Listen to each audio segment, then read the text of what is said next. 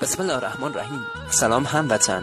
جوان افغانی کسی است که تمام عمرش را یا درگیر کار بوده یا اسیر جنگ. او تنها بوده است، دور از خانواده، مهاجر، غریب در سرزمین‌های بیگانه. جوان افغانی یعنی درد، غیرت، کوشش، یعنی انتهای زحمت. جوان افغانی تحصیل را رها کرد از روی اجبار. او در کودکی مرد شد، کودکی نکرده کارگر شد، کلاس اول تمام نشده نانآور شد.